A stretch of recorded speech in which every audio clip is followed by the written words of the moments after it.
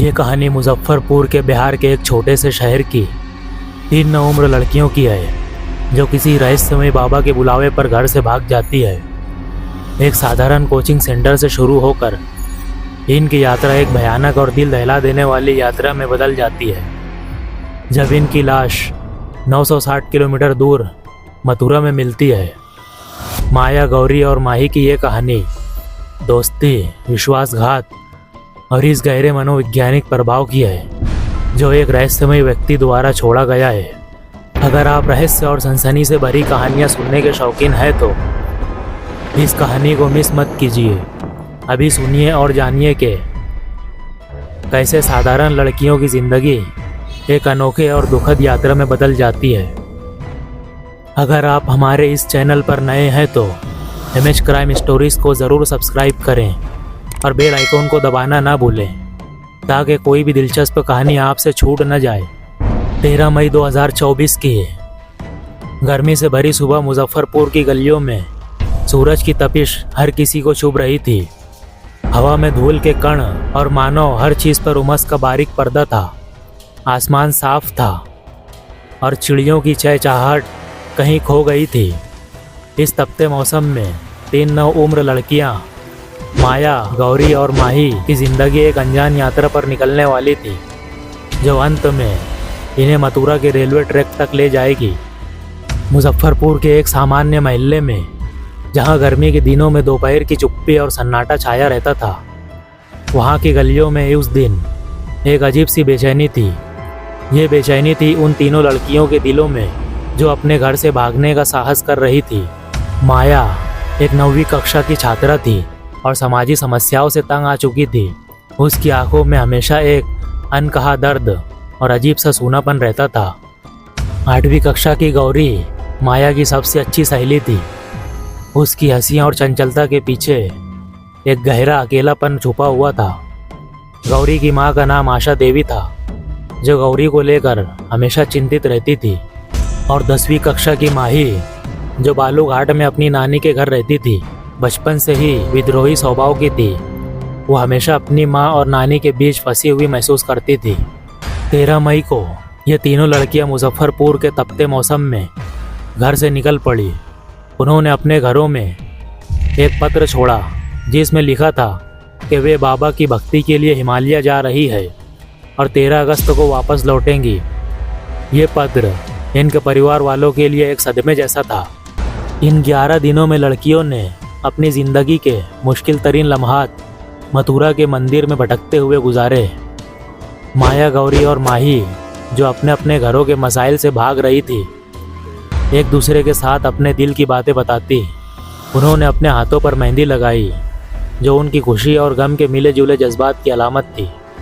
24 मई की सुबह मथुरा में रेलवे ट्रैक पर तीनों लड़कियां हाथ पे हाथ डाले खड़ी थी। मालगाड़ी के ड्राइवर शिव कुमार ने इन्हें देखा, लेकिन ट्रेन रोकने के लिए बहुत देर हो चुकी थी। ट्रेन ने उन्हें कुचल दिया। 24 मई की वो सुबह जब मुजफ्फरपुर से मथुरा आए तीनों लड़कियों के परिवार वाले उनकी लाशों की पहचान करने पहुंचे। हर किसी के दिल भारी हो रहे थे। मथुरा का रेलवे ट्रैक अब एक हादसे की गवाही दे रहा था। माही के पिता मनोज सैनी अपने चेहरे पर गहरी झुर्रियों के साथ अपनी बेटी के अंतिम संस्कार के लिए तैयार थे। ये अपनी आंखों में आंसू लिए भारी कदमों से आगे बढ़ रहे थे। माही के बैग और सामान की पहचान होते ही उन्होंने अपने आंसुओं को रोकने की कोशिश की। मनोज सैनी ने हमेशा अपने बच्चों के लिए एक मजबूत दीवार बनने की कोशिश की थी, लेकिन आज उनकी दीवार टूट चुकी थी। अपनी बेटी की लाश के पास खड़े वे गहरे शौक में डूबे हुए थे। मन ही मन में सोच रहे थे कि क्या वो कुछ और कर सकते थे जिससे उनकी बेटी की जान बच सकती थी। गौरी की मां आशा देवी, जिनकी आंखों में सदमे और दुख का मिला जुला भाव था, उन्होंने जब गौरी के मेहंदी लगे हाथों को देखा तो उनके दिल का दर्द असहनीय हो गया। गौरी जो हमेशा अपनी मां की आंखों का तारा रही, आज उनके सामने एक निस्पंद शरीर में बदल चुकी थी। आशा देवी का दिल टूट चुका था और वो अपनी बेटी की बचपन की यादों में खो गई। गौरी की मासूमियत और उसकी चंचलता आज उन्हें और भी याद आ रही थी। माया का भाई रिशु जो खुद को मजबूत बनाए रखने की कोशिश कर रहा था, अपने दिल में दुख और गुस्से का मिला जुला भाव महसूस कर रहा था। माया की लाश पहचानते ही उसकी आंखें नम हो गई। उसने अपने आंसुओं को रोकने की कोशिश की, लेकिन हर बार जब उसने अपनी बहन का चेहरा देखा तो वो टूट गया। रिशु का दिल अपनी बहन के खोने के दर्द से भरा हुआ था। मथुरा में तीनों लाशों का अंतिम संस्कार किया गया। परिवार वालों ने अपने दिलों पर पत्थर रखकर भारी मन से अंतिम संस्कार की रस्में निभाई। माही, गौरी और माया की आखिरी यात्रा उनके परिवार वालों के लिए एक कठिन और दर्दनाक अनुभव था। लाशों को जलाने के समय हर किसी की आंखों में आंसू थे और दिल में एक अजीब सा खालीपन था। तीनों परिवारों ने अपने अपने तरीकों से अपनी बेटियों को विदाई दी। मनोज सैनी अपनी बेटी की बचपन की यादों को संजोते हुए अंतिम संस्कार की हर रस्म को पूरे सम्मान के साथ निभा रहे थे। आशा देवी अपनी बेटी की हंसी और उसके खुशहाल पलों को याद करते हुए गहरे शौक में डूबी थी। रिशु अपनी बहन के साथ बिताए गए हर एक पल को याद करके रो रहा था। लाश की पहचान करना परिवार के लिए किसी यातना से कम नहीं था। लाशों की स्थिति को देखते हुए पहचान करना बहुत मुश्किल हो गया था, लेकिन माया के भाई रिशु ने उसके बैग और अन्य सामानों की पहचान की, जिससे वो माया की पहचान कर सका।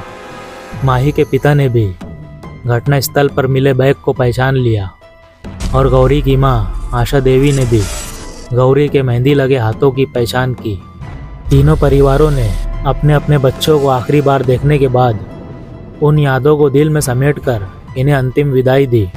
अंतिम संस्कार की लपटों में उनके दिलों का दर्द और उनकी आंखों के आंसू जल गए, लेकिन उनकी बेटियों की यादें हमेशा के लिए उनके दिलों में बस गई। मुजफ्फरपुर के एसपी अवधेश दीक्षित ने इस मामले की जांच के लिए एसआईटी की तश्कील की। माया और माही के मोबाइल गायब थे और उनके हाथों पर लगी ताज़ी मेहंदी ने जांच को और जटिल बना दिया। माही के हाथों पर लॉर्ड एसवीजी और गौरी के हाथों पर लॉर्ड युवराज लिखा था। माया के हाथ की लिखावट अस्पष्ट थी। जांच पड़ताल के दौरान पुलिस को कुछ नए सुराग भी मिले। गौरी की डायरी में लिखा था एक फ़ोन नंबर जो कि किसी रोशन नाम के व्यक्ति का था। ये नंबर उनके कोचिंग के किसी छात्र का था। क्या यह व्यक्ति उनके जीवन में कोई महत्वपूर्ण भूमिका निभा रहा था? तीनों लड़कियों की दो सहेलियां जो उन्हें स्टेशन तक छोड़ने गई थी, इन्हें विदा करते समय उनकी आंखों में चिंता और प्यार दोनों झलक रहे थे। उन्होंने पुलिस को बताया कि माया, गौरी और माही की दीवानगी शिव गुरु के भक्ति की प्रति बढ़ गई थी। सोशल मीडिया के धार्मिक पोस्ट के जरिए उनके अंदर भक्ति का भाव जग चुका था। जब उनके परिजन उनको समझाने की कोशिश करते तो वो लड़ पड़ती थी। ये भावनाएं उनके परिवारों के लिए एक चिंता का विषय थी और उन दोनों सहेलियों ने पुलिस को ये भी बताया कि शिव गुरु को वो शॉर्ट में एसवीजी लिखते थे। घर से निकलने के बाद तीनों छात्राएं सिकंदरपुर मंदिर चौक पर आपस में मिली। यहीं पर तीनों की दो सहेलियां भी आई। पांचों लड़कियां मिलने के बाद स्टेशन पहुंची। यहाँ गौरी ने ट्रेन का टिकट कटाया। प्लेटफॉर्म पर पहुंची तो 9:58 हो रहे थे। इसी समय एक ट्रेन निकल रही थी। टिकट कटाने वाली छात्रा ने एक व्यक्ति से पूछा, क्या ये ट्रेन लखनऊ जाएगी? उसके बाद तीनों चलती ट्रेन में दौड़कर चढ़ गई। मुजफ्फरपुर के सिटी एसपी अवधेश दीक्षित और उनकी टीम ने इस मामले की गहराई से जांच शुरू की। परिवारों के सवाल और उनके दर्द की जांच को और जटिल बना दिया। माया, गौरी और माही की आत्महत्या का कारण और उनके पीछे की कहानियाँ समाज के लिए एक आईना बन गई, जिसमें वे अपना अक्स देख सकते थे। ये कहानी सिर्फ 3 लड़कियों की आत्महत्याओं की नहीं है, बल्कि समाज की कठोरता और इन संघर्षों की कहानी है जिनसे ये लड़कियां जूझ रही थी। उनकी आत्महत्या हमें ये सोचने पर मजबूर करती है कि हमने अपने समाज को कितना जटिल और कठोर बना दिया है। उनके जीवन और उनकी मौत ने हमें ये सिखाया कि हमें अपने बच्चों के साथ संवेदनशील और समझदारी से पेश आना चाहिए और हम सभी को ये समझना चाहिए कि जीवन की कठिनाइयों से भागने की बजाय उनका सामना करना और उनका हल निकालना ही सही रास्ता है। हमें अपने बच्चों और समाज के प्रति अपनी जिम्मेदारियों को समझना चाहिए और इन्हें एक सुरक्षित और सकारात्मक वातावरण प्रदान करना चाहिए। अगर आपको ये कहानी पसंद आई हो तो और आप ऐसी ही और दिलचस्प कहानियाँ सुनना चाहते हैं तो हमारी वीडियो को लाइक करें और चैनल को सब्सक्राइब करें और बेल आइकॉन को दबाएं ताकि आप हमारी नई कहानियों की अपडेट सबसे पहले पा सकें। आपके समर्थन से ही हम और भी बेहतरीन सच्ची घटनाएं ला सकते हैं। इस कहानी को यहाँ तक सुनने के लिए आपका धन्यवाद।